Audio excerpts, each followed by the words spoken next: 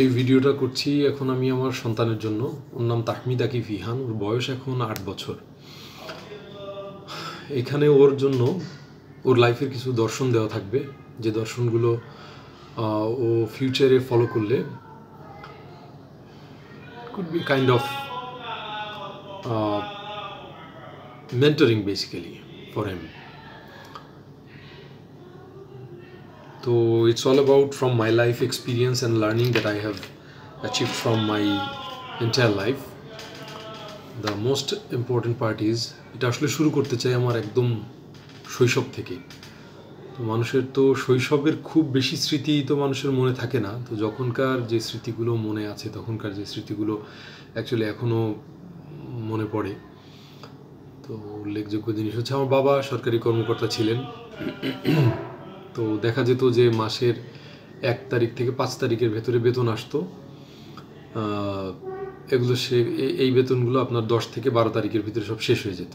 পুরো খরচটাই আম্মার হাতে তুলে দেওয়া হতো, আম্মাই পুরো জিনিসটা মেনটেন করতেন, সংসারের খরচ সব পুরোটাই সেই মেনটেন করতেন। তো এই খরচ মেনটেন করতে গিয়ে what we learn from there, যে crisis is a thing, the reason why you have to plan accordingly. তো এখানে ইহানের জন্য যেটা শেখার আছে সেটা হলো, ইহান এই মুহূর্তে কোনো ক্রাইসিস ফেস করছে না। জানি না ফিউচারে কী আছে ওর জন্য, এবং ফিউচারে সবার জন্যই কী আছে কেউই জানে না। তো যখন আমরা ছোট ছিলাম তখন এই যে একটা লিমিটেড ইনকামের ভিতরে পুরো সংসারটা চলতো, আমার মা অনেক কষ্ট করে সংসারটাকে রান করতেন। একটা লিমিটেড ইনকামের ভিতরে পুরো ফ্যামিলির এক্সপেন্ডিচারগুলোকে একটা জায়গায় নিয়ে আসা, এবং ধরুন স্কুলের বেতন থেকে শুরু করে ইউটিলিটি বিল পর্যন্ত পুরো জিনিসটাই মাসের 5 তারিখের ভিতরে, 5 থেকে 10 তারিখের ভিতরে পে অফ করে দেওয়া হতো। এরপরে যে রিমেনিং ফান্ড থাকতো সেটা দিয়ে আমাদের রেস্ট অফ দ্য মান্থ আমরা বাজার করা এবং বাকিটুকু হতো আর কি। তো আমাদের একটা চকলেট কিনতে হলে বা একটা মিমি খাইতে হলে অথবা একটা শখের কোনো খেলনা যদি চাইতে হতো, মানে বাবা মার কাছে চাইলে এটা ঈদের সময় অথবা বছরের কোনো এক সময় গিয়ে এটা পাওয়া যেত, এবং বাবা নিজেই খুশি, আমাদের কোনো চয়েস ছিল না, বাবা খুশি হয়ে যে জিনিসটা কিনে দিতেন সেটাই আমাদের খেলনা হিসাবে থাকতো। আর হচ্ছে আমরা তখন যেই ছেলেপেলেগুলোর যারা আশপাশে যারা অনেক রিচ ছিল, তাদের বাবা মারা সন্তানের জন্য বেশ ভালো জিনিসই অ্যারেঞ্জ করে দিতে দেখছি। সবাই পারতো না, যারা পারতো আর কি। তো যারা অ্যারেঞ্জ করে দিতে পারতো তারা তাদের বাচ্চাদের সাথে সময় কাটানোর চেষ্টা করতাম, বা তারা আমাদের ফ্রেন্ড হতো। ওখানে একটা সাইকোলজিক্যাল ফ্যাক্টর কাজ করে, অ্যাকচুয়ালি একটা কমপ্লেক্সিটি কাজ করতো। তো ওরকম মন খুলে তো আর তাদের সাথে মেশা যেত না, মন খুলে খেলাও যেত না। তো এই যে সত্যি কথাটা ইহানের জন্য, আমার বাবুর জন্য, বাবা এখান থেকে লার্নিং হচ্ছে লাইফে কোনো কিছুই, the resource is limited on earth. এই মুহূর্তে রিসোর্সটা অ্যাভেলেবল তোমার জন্য, তুমি এখন চাওয়ার আগে হয়তো অনেক খেলনা পাও, বাট একটা সময় ছিল যখন বাংলাদেশের মানুষ চাইলেও অনেক কিছু অ্যারেঞ্জ করতে পারতো না। এটা আমি শুধু খেলনা দিয়ে বুঝালাম, বা একটা চিপসের প্যাকেট বা একটা চকলেট দিয়ে বুঝালাম, এরকম অনেক ক্রাইসিসই ছিল তখনকার মানুষ। এখন সেই ক্রাইসিসটা নাই। এখন আমাদের পার ক্যাপিটা ইনকাম অনেক বেড়ে এসছে। অবশ্যই এই জিনিসটাও পার ক্যাপিটা ইনকাম এবং এই জিনিসগুলো তুমি বুঝবা আব্বু তখন, যখন তোমার বয়স যথেষ্ট বোঝার মতো হবে। তো আমার লাইফের একটা না, অনেকগুলো স্বপ্ন ছিল, এখনও আছে, সামনেও থাকবে। তো তোমার জন্য যে মেসেজ আমার শৈশব থেকে, সেটা হচ্ছে তোমার শৈশব একটাই, আমিও একটা শৈশব পেয়েছি, তুমিও একটাই শৈশব পাবা। তোমার এই শৈশবটাকে আমি চাই না কখনোই নষ্ট করে দিতে। তোমার এই শৈশবটা যেন তোমার জন্য একটা উদযাপন করার মতো জিনিস হয়, একটা মেমোরেবল ইভেন্ট হয়, তুমি যেন জিনিসটাকে খুব মজা করে উপভোগ করো, সেটা করলে একটা নিঃস্বার্থ আনন্দ বোধ করা হয় নিজের ভিতরে, একটা নিঃস্বার্থ আনন্দ বোধ করি এবং মজা লাগে যে you are having fun. And যে জিনিসগুলো আমরা ছোটোবেলায় পাইনি সেই জিনিসগুলো স্পেশালি তোমাকে দিতে পারলে বাবা মা হিসাবে আমি এবং তোমার মা দুজনেই খুব খুশি হই। আচ্ছা, তো শৈশবটা খুব বেশি ছিল, টেনশনের ছিল না, দ্যাট ইজ ফর শিওর, টেনশনের ছিল না। আমাদের চেয়েও হয়তো বা আরও খারাপ অবস্থায় বহু লোকজন ছিল, এখনও আছে, কিন্তু বলবো যে সেই সময়কার যে আই এম টকিং অ্যাবাউট 1988, 1987, 5, মানে 85 পর থেকে কথা বলছি, 1985 সাল থেকে 2000 সাল পর্যন্ত এই সময়গুলো খুব একটা মধুর বা ভালো সময় কাটেনি, খুব বেশি খারাপও কেটেছে যে তা না, তবে লাইফ ছিল একটা স্টিডি প্ল্যাটফর্মের উপরে, খুব মন্থর গতির জীবন এবং খুব স্বাভাবিক একটা জীবন কাটাতাম আমরা আর কি। তো স্কুলিং যখন ক্লাস 7-8 পর্যন্ত স্কুলিং তোমার যেটা গেছে বাবা, সেটা হচ্ছে স্কুলে একটা প্রতিযোগিতা কাজ করতো, how can I get good score on result. তো স্কোর যদি ভালো করতাম, মানে স্কোর ভালো করলে বাবা মার কাছে কোনো রিওয়ার্ড পাবো, ব্যাপারটা এরকম না, নিজের ভিতরে কাজ করতে এরকম যে ভালো স্কোর তো করতে হবে, এটা আমার নিজের জন্য, এটাও তোমার জন্য একটা শেখার বিষয় আব্বু। তুমি যে গুড স্কোরটা করবা এটা তোমার বাবা মার জন্য না, এটা তোমার জন্য, it's very important for you. লাইফে স্ট্রাগল করাটা ইম্পর্টেন্ট, বাট স্ট্রাগল করতে গিয়ে হারিয়ে যাওয়াটা খারাপ। তো আমাদেরকে অ্যাকচুয়ালি সেই সময় মেন্টরিং করা বা কোচিং দেওয়ার মতো তেমন কেউ ছিল না, আমরা কারো কাছ থেকে এরকম মেন্টরিং বা কোচিং করার মতো ফ্যাসিলিটিগুলো পাই নাই। তো যেই মেন্টরিং বা কোচিংয়ের ফ্যাসিলিটিগুলো পেলে হয়তো বা লাইফটা অন্যরকম হতেও পারত।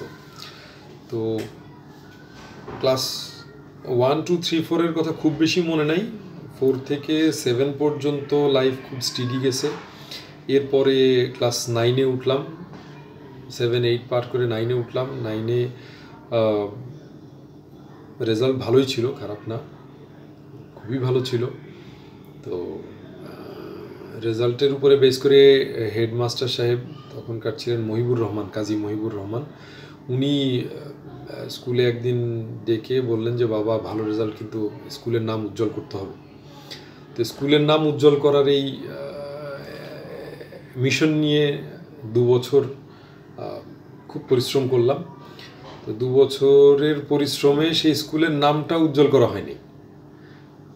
আই ওয়াজ কোয়াইট আনলাকি, স্কুলের নামটা উজ্জ্বল করা হয় নাই, কিন্তু I had very good score on SSC examination and সেই সময়ে অনেক পেয়েছি, রিওয়ার্ড পেয়েছি ভালো রেজাল্টের জন্য, বাট স্কুলের নাম উজ্জ্বল করার জন্য যেই মাপের আউটপুট পাওয়ার কথা ছিল সেরকম আউটপুট আসেনি। তো I was quite frustrated on that point, but bit of okay, একটা মিডল ক্লাস ফ্যামিলির ছেলে হয়ে, মিডল ক্লাসও বলবো না, লোয়ার মিডল ক্লাস ফ্যামিলির ছেলে হয়ে এই পর্যন্ত আগাইতে পারছি, that was quite lucky, I felt quite lucky. এরপরে কলেজে যখন গেলাম আব্বু, কলেজে যাওয়ার পরে আমার লাইফের দর্শনটা একদম চেঞ্জ হয়ে গেল। I got admitted to Dhaka commerce college. Dhaka commerce কলেজে ঢাকা কমার্স কলেজের মতো জায়গায় আমাকে, ওই সময় এটা খুব এক্সপেন্সিভ একটা কলেজ ছিল, এটা বলছি আমি তোমার 1997 সালের কথা, 1997 সালের কথা বলছি।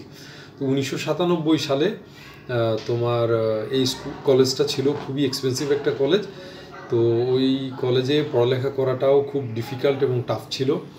তো ওইখানে অনেক রিচ লোকের ছেলেপেলেরা পড়ালেখা করতে আসতো তখন। আর আমি ছাপোষা সরকারি কর্মচারীর ছেলে ওই কলেজে লেখাপড়া করতে গেছি। এটা আমার জন্য অনেক চ্যালেঞ্জিং ছিল, নিজেকে ওই এনভায়রনমেন্টের সাথে কোপ আপ করা এবং নিজেকে ওই এনভায়রনমেন্টের সাথে মানিয়ে নিয়ে ভালো রেজাল্ট করা বা ওখান থেকে একটা বেটার আউটপুট নিয়ে আসা, এটা আমার জন্য আরেক রকমের চ্যালেঞ্জিং ছিল। কিন্তু পৃথিবীটা যে অন্যরকম হতে পারে, মানুষ যে অন্যরকম হতে পারে, এই দর্শনটা আমি ওখান থেকে পাই। That was a gateway of my life and of my mind as well. যে ওখানে ছেলেপেলে ইন্টারমিডিয়েটে যারা পড়তো তারা তখন বাইক চালায় এবং পাজেরও গাড়ি হাঁকে ক্লাস করতে আসতো। গাড়ি পার্ক করে রেখে তারা ক্লাসে ঢুকতো, ক্লাস শেষ করে তারপরে আবার পাজেরও গাড়ি নিয়ে চলে যেত। তো যারা এরকম পাজেরও গাড়ি চড়ে আসতো তারা এত টাকা কোথা থেকে পাইতো এবং এত মানে বাংলাদেশে এত রিচ মানুষ আছে, এটা আমার কল্পনার বাইরে ছিল আর কি। তো এই কল্পনার বাইরে থাকার কারণে ওই জিনিসটা আমার ভিতরে ঢুকে যে তাই তো মানুষ এরকম পশ লাইফ লিড করে কিভাবে, এই বোধটা কাজ করে। তো হাউএভার আমার কিছু ফ্রেন্ড হয় কলেজে থাকতে। তো কলেজে থাকতে যে ফ্রেন্ডগুলো হয়, এই ফ্রেন্ডগুলো অ্যাকচুয়ালি আমার লাইফের আরেক রকম পরিবর্তন আনে। ভালো ফ্রেন্ড থাকলে মানুষের লাইফের পরিবর্তন হয়, সেরকম কিছু ভালো ফ্রেন্ড আমি আমার কলেজ লাইফে এসে পেয়েছি, যে যাদের মানসিকতা অনেক রিচ, যাদের চিন্তা চেতনা অনেক রিচ। তো কলেজ লাইফে ওঠার পরে আমার লাইফের যে বড় রকমের পরিবর্তনগুলো হলো, সেটা হচ্ছে গিয়ে আমার আগে গান শোনার যে পরিধি ছিল, সেই পরিধিটা ছিল হলো খুবই সীমিত। আমি বাসায় বসে যেই গানগুলো শুনতাম সেগুলো অ্যাকচুয়ালি ছিল হলো সেই সময়কার কিছু ট্রেন্ডি মিউজিক। বাট কলেজে ওঠার পরে যে ফ্রেন্ডদের সাথে মেশা শুরু করলাম, সেখানে দেখলাম যে এভারগ্রিন সং বলে কিছু সং রয়ে গেছে, তারপরে পাশ্চাত্যের কিছু গান রয়ে গেছে যেগুলো আসলে মানুষের জীবনে বড় রকমের এফেক্ট করে। তো তুমি যখন বড় হবা আব্বু, তোমার প্রতি আমার একটা গাইডেন্স থাকলো যে তুমি অবশ্যই পিঙ্ক ফ্লয়েড, তারপরে এয়ার সাপ্লাই, তারপরে গানস এন্ড রোজেস, তারপরে এরকম পাশ্চাত্যের বেশ কিছু এভারগ্রিন যে সংগুলো আছে, যে অ্যালবামগুলো আছে, এগুলো শুনবা। এতে তোমার ভিতরটা রিচ হবে, তোমার কল্পনা শক্তি অনেক প্রখর হবে, তোমার চিন্তা শক্তি অনেক বড় হবে। You can feel and you can understand যে পৃথিবীটা অ্যাকচুয়ালি কেমন ছিল এর আগে। তুমি 2020 সালে বসে যেই ফ্যাসিলিটিগুলো পাচ্ছ, যেই টেকনোলজির যেই অবদানগুলো ভোগ করতেছো, এগুলো অ্যাকচুয়ালি 1980, 85 বা 2000 সালের আগের ছিল না, আগে ছিল না এগুলো। তো তখনকার লাইফ অ্যাকচুয়ালি ছিল হলো অনেক মনোটোনাস লাইফ, মানুষ অনেকটা একঘেয়ে জীবনযাপন করতো। তখন 24 ঘন্টার দিন 24 ঘন্টাই হইতো, এখনও 24 ঘন্টার দিন 24 ঘন্টাই আছে, কিন্তু life has become so fast, people has lot many things to do. If they don't do anything, they surf Facebook, they use Facebook just for nothing. So nowadays people have lot of reason to spend their time doing nothing. But earlier what we did, আমরা সেই সময় ধরো technology আমাদের কাছে ছিল না, এই জন্য আমরা এক বন্ধু আরেক বন্ধুর সাথে খেলতাম, পড়া শেষ করে যে পাশের বাড়ির বন্ধুদের সাথে, এলাকার বন্ধুদের সাথে খেলাধুলো করতাম। তো তোমাকে যেটা একটা দর্শন দিলাম হচ্ছে আব্বু, তুমি লাইফে স্ট্রাগল করে বড় হতে শেখা, এটা একটা তোমার জন্য শিক্ষণীয় জিনিস। দ্বিতীয় শিক্ষণীয় জিনিস বললাম আমি তোমাকে, মিউজিক শুনতে হবে, যে মিউজিকগুলো তোমার হচ্ছে 70-এর দশকের, 80-র দশকের, 90-এর দশকের, এগুলো সবই তুমি টেকনোলজির সুবাদে পেয়ে যাবা। এগুলো তুমি সবই ইয়েতে পাবা, অনলাইনে পাবা। এই মিউজিকগুলো পাশ্চাত্যের মিউজিকের সাথে সাথে আমাদের দেশের মিউজিকটা এক সময় খুবই রিচ ছিল, যেটাকে আমরা ব্যান্ড মিউজিক বলি। এই ব্যান্ড মিউজিকগুলো খুবই রিচ ছিল, এদের কথাবার্তা, এদের লিরিক্সগুলো তোমার লাইফে দাগ দেওয়ার মতো, আঁচড় কাটার মতো ছিল। এখনকার ছেলেপেলে খুব একটা টাচি কিছু বানাইতে পারে না। এখনকার ছেলেপেলে সব trendy, they come up with a video or a song, যেগুলো ধরো 2-2.5 লাখ মানুষ শোনে, কিন্তু এগুলো কালের স্রোতে হারিয়ে যাবে। বাট যেগুলো এভারগ্রিন, যেগুলো সারা পৃথিবীকে নাড়া দিয়েছিল সেই সময়ে যেই জিনিসগুলার ভিতরে অনেক বোধের কথা দেওয়া আছে, যেগুলো মানুষের জীবনকে বদলাতে সক্ষম, যেগুলো দিয়ে তুমি তোমার নিজেকে ডেভেলপ করতে সক্ষম, এরকম কিছু জানতে শিখতে হলে তোমাকে মিউজিক শুনতে হবে। শুধু তাই না, তোমাকে লালন সঙ্গীত শুনতে হবে, তোমাকে রবীন্দ্রসঙ্গীত শুনতে হবে, তোমাকে নজরুল সঙ্গীত শুনতে হবে, তোমাকে পাশ্চাত্যের গানও শুনতে হবে, তোমাকে এই ট্রেন্ডি বর্তমান সময় যেগুলো চলতেছে এই ট্রেন্ডি সংগুলোও শুনতে হবে। এখান থেকে তুমি তোমার ট্র্যাক কোনটা সেটা তুমি পছন্দ করে নিবা, যে তোমার কোনটা ভালো লাগতেছে, কোন ধরনের মিউজিক তোমার ভালো লাগতেছে। বাট শুনতে তোমাকে হবে, জানতে তোমাকে হবে পিছনে what has happen to the world. তোমার আব্বুর জীবন কেমন ছিল, তোমার আম্মুর জীবন কেমন ছিল, এই জিনিসগুলো, ওই সময়কার জিনিসগুলো শুনলে তুমি তোমার লাইফ সম্পর্কে, তোমার লাইফকে আরও রিচ করতে পারবা। তো এটা একটা পর্যন্ত ছিল। তো এরপরে তোমার আব্বু ইন্টারমিডিয়েটে খুব ভালো রেজাল্ট, এসএসসির চেয়ে ভালো রেজাল্ট করছে তোমার আব্বু ইন্টারমিডিয়েটে খুব অল্প মার্কসের জন্যই তোমার আব্বু, এসএসসি ইন্টারমিডিয়েট দুটোতেই খুব অল্প মার্কসের জন্য তথাকথিত মুখ উজ্জ্বল করতে পারেনি তোমার দাদার, কিন্তু তোমার আব্বু চেষ্টা করছে যে রেজাল্টটা ভালো করার। তো 1999 সালে ইন্টারমিডিয়েট পাশ করার পরে বাবা ঢাকা বিশ্ববিদ্যালয়ে হলাম, চান্স পেয়ে ভর্তি হলাম। তো ঢাকা বিশ্ববিদ্যালয়ে যে চান্স পেয়ে ভর্তি হয়, এটা আই ওয়াজ কোয়াইট শিওর যে রেজাল্টটা হয়েছে এসএসসি এবং ইন্টারমিডিয়েটে, এটাতে আমি খুব বেশি পরিশ্রম করতে হবে না। তখন মার্কসের উপরে ইউনিভার্সিটিতে ভর্তির একটা ট্র্যাডিশন ছিল, পলিসি ছিল। তো সেই অনুযায়ী তোমার আব্বু খুব ইজিলি ঢাকা বিশ্ববিদ্যালয়ে চান্স পেয়ে গেছিল এসএসসি এবং ইন্টারমিডিয়েট পরীক্ষার রেজাল্টের উপরে বেস করে। তো ঢাকা বিশ্ববিদ্যালয়ে ভর্তি হয়ে তোমার আব্বু হলো ফ্যাকাল্টি অফ বিজনেস স্টাডিজের স্টুডেন্ট। ফাইন্যান্স অ্যান্ড ব্যাংকিং ছিল সেই সময় ডিপার্টমেন্টের নাম। এটা হলো 2000 সালে I got enrolled Dhaka university. 2000 সালের জুন জুলাই মাসে আমাদের ক্লাস শুরু হয় ফাইন্যান্স অ্যান্ড ব্যাংকিংয়ের। তো ইউনিভার্সিটির প্রথম দিনটা খুব বাজে ছিল, একদম ফার্স্ট ডের এক্সপিরিয়েন্সটা খুবই বাজে ছিল। যেদিন ইউনিভার্সিটিতে গেলাম আব্বু, সেদিন ইউনিভার্সিটিতে বম্বিং হয়েছিল। ইউনিভার্সিটি ক্যাম্পাসে বম্বিং হয় এবং বম্বিংয়ে একটা মানুষও মারা যায়।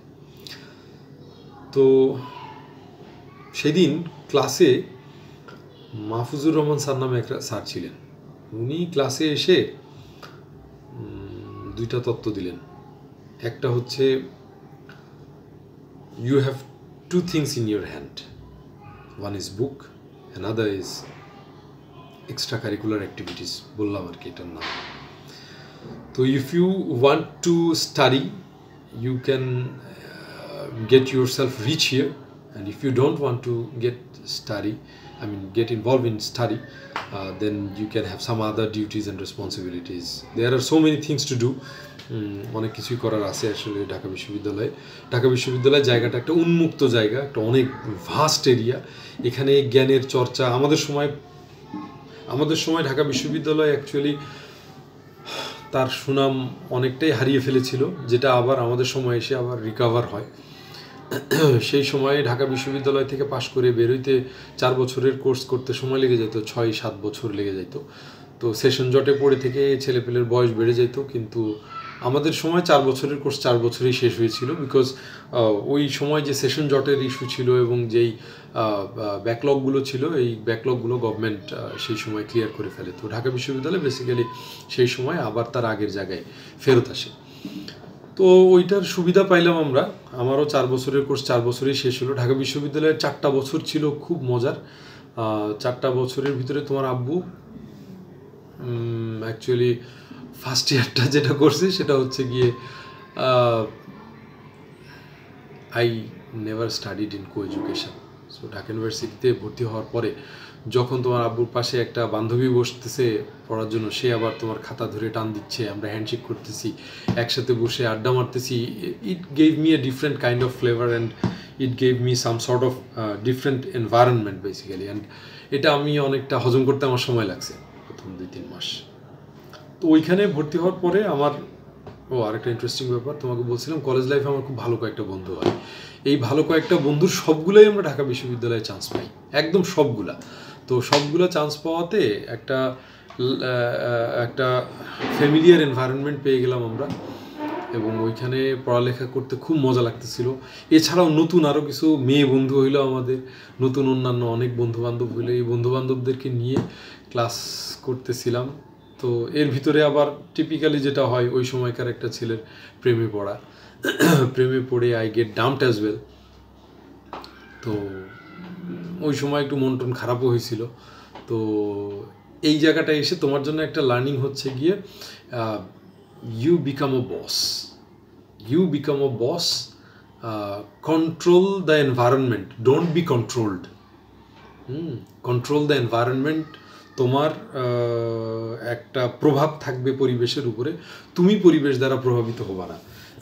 হ্যাঁ, পরিবেশ দ্বারা প্রভাবিত হবা বা হবা না এই জিনিসটার তত্ত্বটা আসছে কোথা থেকে, আমি একটু ভিতরে ঢুকে যাই এখন। তোমাকে একটু ফিলোসফি জানতে হবে, সেটা হলো হোয়াট ইজ পারসেপশন। পারসেপশন মানুষের ভিতরে ড্র করে কোথা থেকে, মানুষের পারিপার্শ্বিক পরিবেশ থেকে মানুষের ভিতরে পারসেপশন ড্র করে। মানুষের লাইফের দর্শনগুলো ডেভেলপ করে হচ্ছে এই পারিপার্শ্বিক লাইফের দর্শনগুলো ডেভেলপ করে হচ্ছে পারিপার্শ্বিক সিচুয়েশন থেকে। মানুষ ফ্যামিলি থেকে যা শেখে, তার আশপাশের পাড়া প্রতিবেশীদের কাছ থেকে যা শেখে, রাষ্ট্রের কাছ থেকে যা শেখে, সমাজের কাছ থেকে যা শেখে, যা দেখে, যা শোনে, এখান থেকে সে তার নিজের ভিতরে সব জিনিস সম্পর্কে, আমি একটা সামগ্রিক অর্থে বলতেছি আব্বু, এগুলো তুমি একটু বুঝে নিও। তো এইখান থেকে তোমার ভিতর মানে এই জিনিসটা কেন বলতেছি, তোমার চিন্তা করার চোখ, ভাবার চোখ, তোমার কল্পনার চোখ হইতে হবে ডিফারেন্ট। তুমি পরিবেশের উপরে প্রভাব বিস্তার করবা, but don't try to control it, because controlling পাওয়ারটা বেসিক্যালি আল্লাহ তালার কাছে, সৃষ্টিকর্তার কাছে, আল্লাহ তালার কাছে। তো কন্ট্রোল করতে যাও না, বাট পরিবেশের উপরে তোমার একটা প্রভাব বিস্তার করবা, কিন্তু পরিবেশকে তোমার উপরে প্রভাব বিস্তার করতে দিবা না, যেটাতে তোমার পার্সোনাল লাইফে কোনো ক্ষতি হতে পারে বা পার্সোনাল লাইফ কোনো কারণে ইম্প্যাক্টেড হতে পারে। ঠিক আছে? তো এইখানে তোমার আরেকটা জিনিস শেখার আছে। তো এইখানে তুমি আরও জিনিস যেগুলো, তো নিজেকে কখনো কন্ট্রোলড হইতে দিবা না, তুমি কন্ট্রোল করবা অন্য পরিবেশকে। কন্ট্রোল বলতে বোঝাচ্ছি হলো প্রভাব বিস্তার করা, আর কোনো কিছুকে জোর করে নিয়ন্ত্রণ করার চেষ্টা করবা না। Let it go on its own way. তো ঢাকা বিশ্ববিদ্যালয়ে তোমার 4 বছরের লেখাপড়া শেষ করতে অনেক বেগ পোহাইতে হয়েছে। সেই সময় আব্বু রিটায়ার করে, মানে তোমার দাদা রিটায়ার করেন। এটা হলো ফার্স্ট ইয়ারে পড়া অবস্থায় তোমার দাদা রিটায়ার করেন। তো রিটায়ার করার পরে আমার second year, third year, fourth year, এই 3টা বছর আমার খুব স্ট্রাগল করে লেখাপড়া করতে হয়। লেখাপড়া শেষ করতে খুবই কষ্ট হয়েছিল আমার সেই সময়। আব্বু কোনো, মানে তোমার দাদা আমাকে কোনো ফিনান্সিয়াল সাপোর্ট দেয় নাই সেই সময়, পুরোটাই আমার নিজেকে নিজে কন্ট্রোল করে মেনটেন করতে হয়েছে। তো সেই সময় টিউশনি করতে হয়েছে অনেকগুলা, মানে অ্যাকচুয়ালি অনেকে আছে টাইম পাস করার জন্য টিউশনি করে, বাট আমি ছিলাম খুবই আড্ডাবাজি একটা ছেলে, কিন্তু বন্ধু বান্ধবের এই আড্ডাবাজি ছেড়ে দিয়ে আমাকে হতে হলো টিউশনি করানোর জন্য। তো এই টিউশনি করাইতে গিয়া টিউশনির টাকা দিয়ে ধরো তোমার এই পকেট মানি থেকে শুরু করে ইউনিভার্সিটির বেতন, খাতা টাতা, এভরিথিং সব কিছুই বিয়ার করতে হতো এইখান থেকে। তো ঢাকা ইউনিভার্সিটির 4টা বছর অ্যাকচুয়ালি কেমন গেছে এটা নিয়ে আরেকদিন বিশদভাবে তোমার জন্য আলোচনা করব। ওইখান থেকে আমি অনেক কিছু শিখছি, সেটা হচ্ছে এখানে আরেকটা জিনিস একটু বলে রাখা উচিত, সেটা হলো সৃষ্টিকর্তার উপরে যে পৃথিবীতে ভিন্ন ভিন্ন মত আছে, সৃষ্টিকর্তা পালনকর্তার উপরে যে পৃথিবীতে ভিন্ন ভিন্ন মত আছে, আমি এই ধারণাটাও এর আগে আমার ছিল না। আমি ঢাকা বিশ্ববিদ্যালয়ে ভর্তি হওয়ার পরে আমার কিছু আজগুবি বন্ধুবান্ধব এবং বেশ কিছু লোকজনের সাথে ওঠা বসা হয়, আতেল যাদেরকে বলা হয়, এই শ্রেণীর কিছু লোকজনের সাথে, ইন্টালেকচুয়াল টাইপের লোকজন, এদের সাথে আমার ওঠা বসা হয়। এরা খুব অদ্ভুত অদ্ভুত তত্ত্ব দেয় সৃষ্টিকর্তা সম্পর্কে, পৃথিবী সম্পর্কে, সৃষ্টি সম্পর্কে, পুরো বিশ্ব ব্রহ্মাণ্ড সম্পর্কে একেবারে ডিফারেন্ট কিছু তত্ত্ব দেয়। তো সেই সময় অ্যাকচুয়ালি অনেকাংশে I started to believe on that way, but these are not correct, these are not perfect at all. এগুলো লাইফে আমি এক্সপেরিমেন্ট করে দেখছি যে ভিন্ন মতাবলম্বী যারা, অ্যাকচুয়ালি সৃষ্টিকর্তাই যে পৃথিবী সহ বিশ্ব ব্রহ্মাণ্ড সৃষ্টি করছে, এইগুলো আমার কিছু নিজস্ব উপলব্ধি প্লাস লেখাপড়া থেকে বের হয়ে আসছে। I felt and experimented on that specific ground যে সৃষ্টিকর্তা অ্যাকচুয়ালি আমাদের উপরে কতটা প্রভাব রাখে। এই 4 বছর আমাকে অনেক কিছু শিখিয়েছে আউট অফ টেক্সট বুকে। আমি ফাইন্যান্সিয়াল সাবজেক্টের উপরে জ্ঞান অর্জন করার চেষ্টা করি। প্রথম দিকে রেজাল্ট খুব খারাপ হয়ে যায়, পরের দিকে গিয়ে I try to recover my grade, and then pass করার পরে একটা,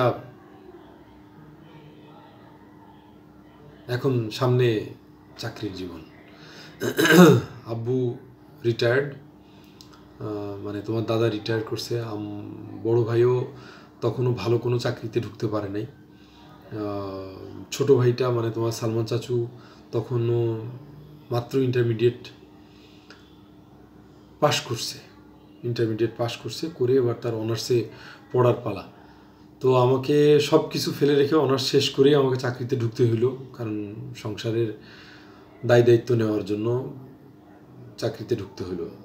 তো আমি খুব আজে বাজে কিছু জবে ঢুকে যাই আর কি, একেবারেই যেটা আমার ট্র্যাকের সাথে যায় না, যেটা আমার সাথে যায় না, যেগুলো কোনোভাবেই খাপ খাওয়ানোর মতো চাকরি বাকরি না, এরকম আজে বাজে কাজের ভিতরে আই গেট ইনভলভ। ঢাকা বিশ্ববিদ্যালয়ের ছাত্র হিসাবে চাকরি খুঁজলাম, পেয়েও গেলাম। তো চাকরি পেয়ে খুব বেশি ক্ষণ আগাইতে পারলাম না ওই চাকরিগুলো করে, খুব বেশি দূর আগাইতে পারলাম না। এবং তখনকার স্যালারি ছিল হলো, সেই সময় গভর্নমেন্ট জবের যে স্যালারি আর তার স্যালারি ছিল ডাবল। গভর্নমেন্ট জব ধরো 8-10 হাজার টাকা বেতন স্টার্টিং স্যালারি ছিল, আর প্রাইভেট সেক্টর তখন 20-25 হাজার টাকা বেতন দিত। তো আমি প্রথম দিকে এটা হলো 2005 সালের কথা, আমি 2005 সালের 14ই ফেব্রুয়ারি আমার এক্সাম শেষ হয়, আমি 15ই ফেব্রুয়ারি থেকে চাকরিতে ঢুকি। 15ই ফেব্রুয়ারি এর পর থেকে খুব আজে বাজে চাকরি করছি প্রথম 1-1.5 বছর, এগুলোর কোনো মিনিংলেস ওয়ার্থলেস কিছু চাকরি করছি, কিছু জায়গায় চাকরি বাকরি করে আসছি। এসে তোমার 2006-7 সালে আমি চয়েস করি যে 6-এর শেষ দিকে গিয়ে চয়েস করি যে আমি টেলিকম ইন্ডাস্ট্রিতে নিজের ক্যারিয়ারকে ডেভেলপ করব, এবং টেলিকম ইন্ডাস্ট্রিতে আমার ওরিয়েন্টেড মানে যেই সাবজেক্টে লেখাপড়া করছি এটা হলে সবচেয়ে ভালো হয়, যদি না হয় তাহলে অ্যাটলিস্ট রিলিভেন্ট কোনো কিছুতে ঢুকবো আর কি। তো যাই হোক, তো তখনকার সময়ে যেই চাকরি বাকরিগুলো পাওয়া যাচ্ছিল সেইগুলোর একটাতে ঢুকলাম। সেই সময় টেলিকমিউনিকেশনে ল্যান্ডফোন খুব ভালো করতেছিল বা মাত্র শুরু করছিল, এই হিসাবে নিউ সেক্টর, ডেভেলপিং সেক্টর, এই ক্যালকুলেশন করে ঢুকছিলাম। অ্যাকচুয়ালি এইটা ফিউচারে গিয়ে খুব বাজে অবস্থায় পতিত হয়, এটাও নিয়েও আমি একদিন তোমার সাথে আলাদাভাবে আলোচনা করব। এইখান থেকেও আমি অনেক কিছু শিখছি। তো আজকে ভিডিও আর বেশি বড় করব না আজকের এই সেশনে। তো থার্ড এই পর্যন্ত যা লেসনটা, এখন এই মুহূর্তে যা লেসনটা দিব সেটা হচ্ছে while choosing your career or while, মানে কেউই তো জানে না অ্যাকচুয়ালি ভবিষ্যতে কি হবে, কিভাবে তার নিজেকে ডেভেলপ করবে, বাট মানে নিজেকে কোন জায়গায় দেখবে সে। But while choosing your career, be calculative, be smart to deal with, take some advice from seniors, and try to keep yourself under mentoring and coaching, obviously with the seniors. আর কোনো গাধা এবং বোকা টাইপ লোকের সাথে নিজেকে mix up করো না। So far I believe, and I studied you, you are a genius, but এটার জন্য তোমাকে পরিশ্রম করতে হবে, অনেক পরিশ্রম করতে হবে তোমাকে। I love you, Abu. Bye.